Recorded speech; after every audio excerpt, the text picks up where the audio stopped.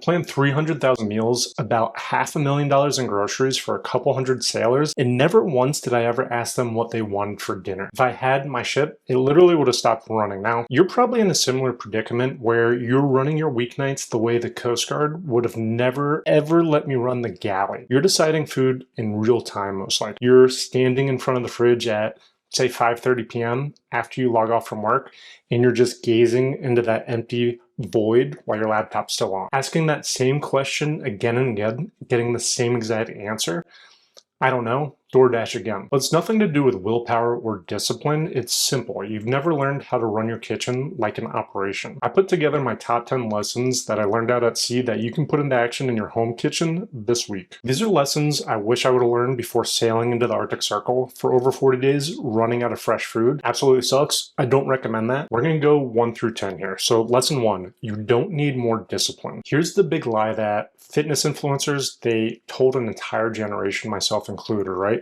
If you had more discipline, if you meal prepped all 21 Tupperware meals on Sunday and weighed that chicken and rice to the gram, you would be successful.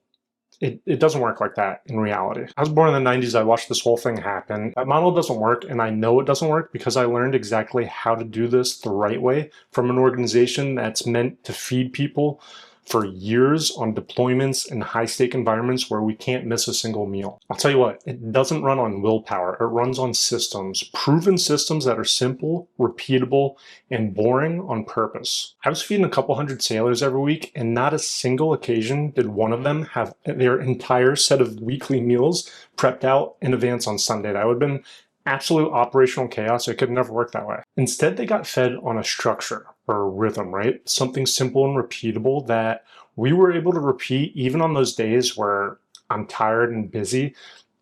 Those words, those mental energies, or lack of, they don't even come into play when you have a system to plug into that just repeats each week. Because you don't need more willpower, you just need fewer decisions. Lesson 2, 10 minutes on Sunday cuts down 3 very typical failures that I see a lot of busy people make. Number 1, they cook breakfast fresh every morning and they rush the rest of their day, whether it's rushing their kids to work, rushing to their first meeting, their commute, whatever it may be. Failure 2, they skip lunch completely and that 2 p.m. crash, it hits them like a freight train. Failure 3, at 5:30 p.m. they open the fridge with nothing planned ahead and they ask that dreaded question, what's for dinner?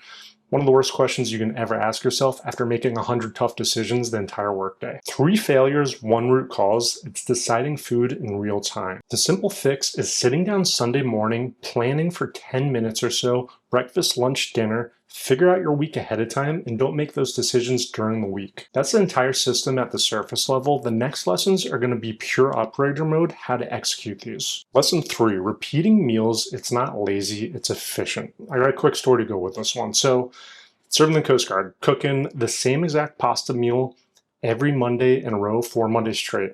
Served about maybe 350 pounds of pasta or so over those course of 4 Mondays. Now, I'm sitting there wondering to myself, when's the captain going to call me over from his table and chew my ass out?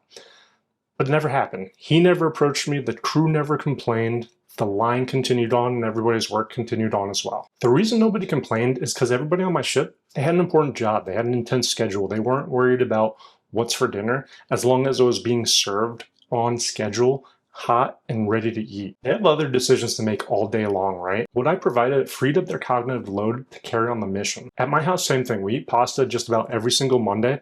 And I'll tell you, my wife, she never complains. You know why? Because she's making 100 tough decisions at her work every day. When she comes home, eats dinner, she's not complaining. She's not a food critic. She eats that meal and she's able to decompress after a long day because it's there, it's ready to go. And I'm not stressing about it because I know it's being cooked already. So you now have my explicit permission to repeat the same meal on Monday, the Monday after that, and keep it going. Lesson 4, breakfast should never be a decision. I was waking up at 3 a.m. for years when I was in Coast Guard.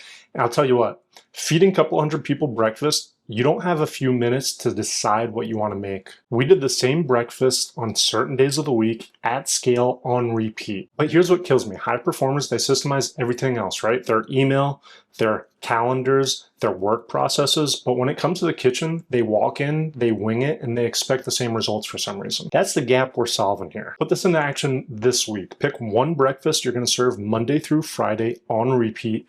Make it something simple that you can prep the night before, and the rest of your morning it's going to run on autopilot because the first decision of the day, it's already been made. Lesson 5, a good morning routine starts the evening prior. Every single time I had a pre-planned dinner the night before, my following day, it's running twice as good as it would otherwise. The reverse is brutal. If I wing it the night before, I wake up, I'm already behind. There's a meal, it's hanging around that back of my head the rest of the day, and there's something in the queue in my head I just can't seem to figure out. Basically, that first morning hour, it's contaminated before the rest of your day even gets kickstarted. A few minutes of planning, even the night before for breakfast, goes a long way for the next day, right?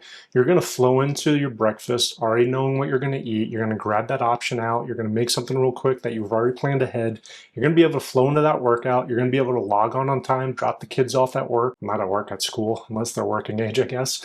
But you're able to just get your day flowing correctly, you know? You're gonna be efficient. None of it's hard either. It just happens consistently right now because that 9 p.m. version of you, it's not worried about that 6 a.m. version of you, even though that 6 a.m. version, that's the one who's writing the checks. Quick sidebar before lesson 6. Now, if this is all clicking so far and you wanna reduce that decision fatigue for the entire week, sign up to the Meal Planning OS. It's free. It gets delivered to your inbox every Saturday morning with one simple meal planning system you can plug into that following week. I'll link it down below for you. Lesson 6 is going to be to match your meal to the day's intensity. Now, I once slept in the Arctic Circle. I was about to get thrown overboard by a couple hundred grown adults because they were waiting on me for breakfast. If I went overboard, I 100% would have been a popsicle in like 20 seconds probably. That was the day I learned that not having breakfast ready can kill everyone's momentum downstream. But here's the other half of the lesson. There's no need to wake up and cook a fresh breakfast every morning because the day it decides the prep. Now, think about it this way. Big day tomorrow, that's going to be a grab and go option that you make the night prior. If you have a lighter morning, that can be a quick day of cook. Maybe it's something as simple as cereal or oatmeal. The key is to match the intensity. You don't apply the same effort to every day because every day it's not the same. Lesson 7, it's planning lunch even if that means takeout. Last Wednesday I took like 30 minutes to myself. I went to the grocery store, I got some sushi, sat outside with a few ducks, and that counts as a planned meal. Out of the 300,000 meals I made, I never cooked the entire week of meals on one day. That would have been absolutely nuts. That's just not how the system works, and it's not how you can sustain it. It needs to find the lighter days, find the breaks, and schedule it on the calendar. Because an unplanned meal, it bleeds into the rest of the day, the night, and it kills that time with your family, you're decompressing, getting that evening workout in,